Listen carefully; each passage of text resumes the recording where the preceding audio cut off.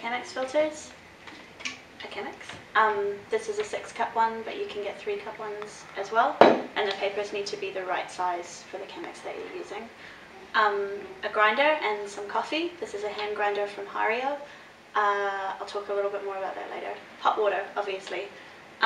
Something to pour with. You can buy special pouring jugs from companies like Hario, but I'm just using a teapot. But it's best if you have something to pour with because you get more control over the flow of water. Scales, these are kind of essential, and I'll talk more about that later as well. And something to weigh the coffee in, and a spoon. So, first thing I'm going to do is weigh, well, I've pre-ground my coffee before making this, but you do want it to be freshly ground, so a grinder is pretty important.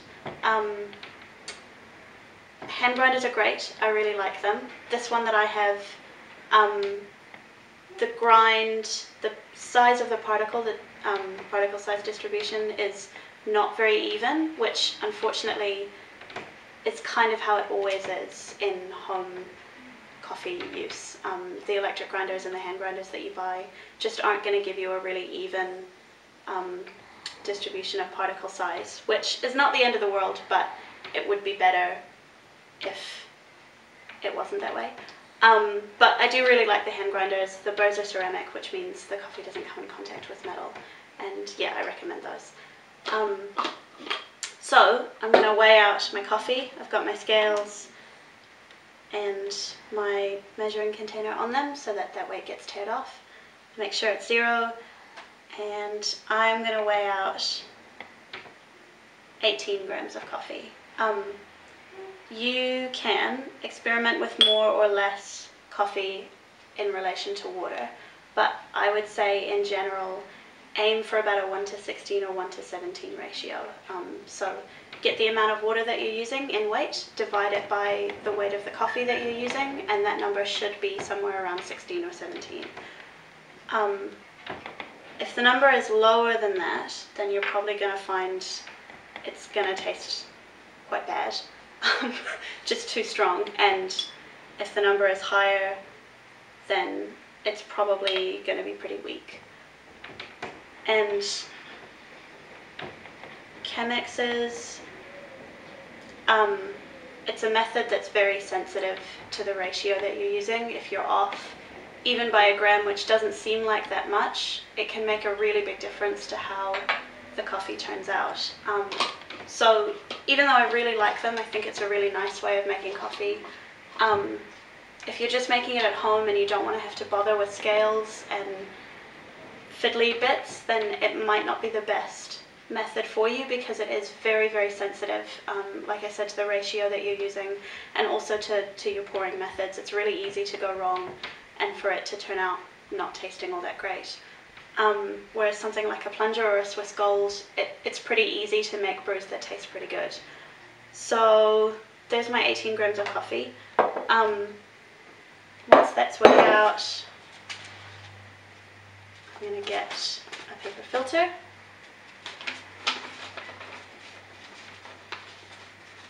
I want the 3 layers close to the spout, and then the 1 layer at the back. And I've already got some water in here, and I'm just going to rinse the filter. This is quite important, otherwise you'll end up tasting it in the brew. It'll be papery. I generally think about the same amount of water that you're using to brew with. That's about what you should be rinsing it with.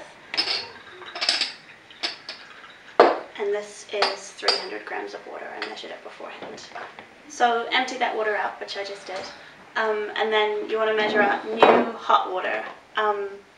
I happen to know that this jug filled to the top holds 300 grams of water, which is, if you don't have scales and you don't want to have to buy them, then maybe that's a nice way of making sure that you're getting good brews every time, is to go, borrow somebody's scales or go to their house if you know someone that has scales, and weigh out whatever pouring container is, figure out where that level of water sits in the jug, and you can probably do the same with coffee grinds as well, and then you'll know, you can just measure that amount out every time. So but I'm going to weigh it again just to be sure. So again, I'm using 18 grams of coffee and 300 grams of water.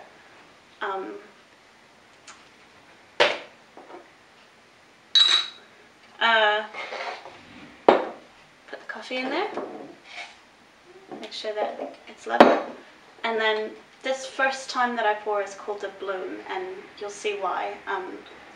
But I'm pouring not very much in. It's probably about 50 grams of water, and then I'm going to stir to make sure that all the coffee is saturated. And you'll see as you stir a lot of dry clumps coming up. And then wait until this dripping slows down. And if the coffee is fresh and the grind is good, you should see it kind of bloom up. That's the grind's releasing carbon dioxide as it mixes with water. And you'll see the whole thing kind of rise and expand a little bit. So once that flow has slowed down, then I know that all of the coffee is saturated, and some pre-infusion is going on, and I'm just going to start really slowly pouring. I like to pour a little bit at a time, and I try not to get the water level go above where it rose to when I poured that first bloom. But I don't want to let the grinds get totally dry either. Like, you don't want to pour it and then let it drain completely. You want to keep, it's called the slurry, that kind of mix of grinds and hot water. You want to keep that continuously extracting, and you want to keep it really hot. The reason that I'm not just tipping all of the water in all at once is if I did that, a couple of things would happen. A lot of the water would evaporate, and it would also cool down, which is not what we want. And the weight of the water would affect the way some grinds extracted. So the stuff at the bottom would get pushed down and over extracted, and then you'd get some grinds all along the top wall of the Chemex that are just sort of left stranded up there, and they're under extracted.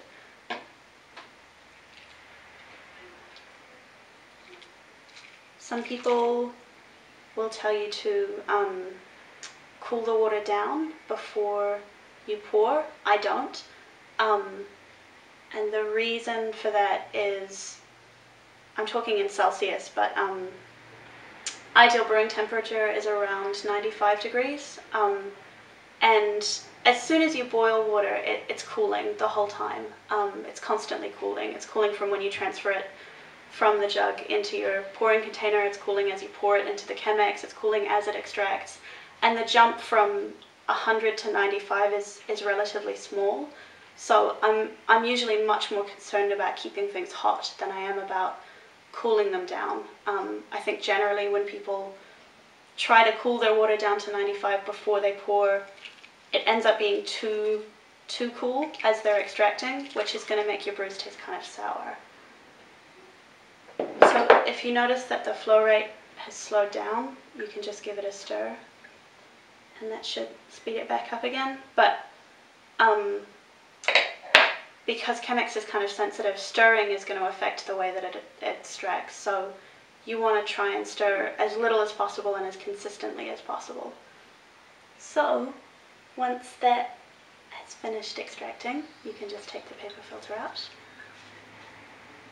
set it to the side, and there's your Chemex. I recommend you let it cool down a little bit before you drink it. Your palate will be able to taste those flavors more if it's at a similar temperature to your mouth. Yeah, it should. What I like about Chemex is that it's very clean, and